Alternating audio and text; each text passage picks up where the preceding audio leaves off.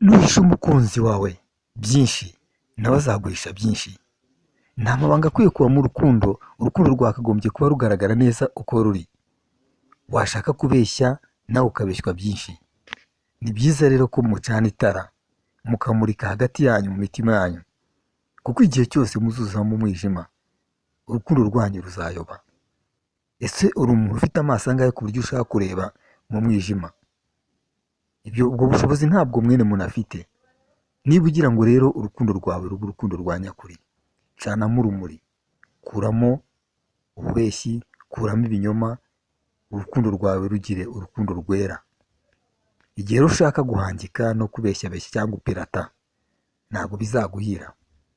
Umuntu urukundo ruhira ni umuntu ukoresha ukuri kandi akirinda gukora ibitamurimo, kwigaragaza nkaho ari umukire cyangwa se afite ubwenge, ari umuntu ushoboye cyane nyamara adashoboye, yibwira ko aribwo ari bukundwe. Oya, si uko urukundo rukora.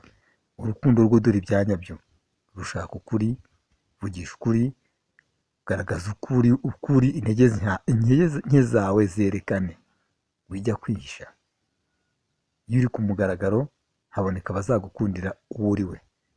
Rero wigira ikibazo ku bumuga ufite, ubusembwa ufite. Oya, wabona umukunzi ugukundira uko uri, kandi uwo niwe umukunzi wa nyawe. Uwo niwe utazagusiga. Abazagusiga ni uko bazaba bakuvumbuye, basanze koko warababeshye. Rero wijya no kurenganyiriza abantu ngo barakubeshye, ni we wibeshye. Iby'urukundo rero ni amayobera, wijya kubisasira ikinyoma. Kunda urukundo rwa nyakuri.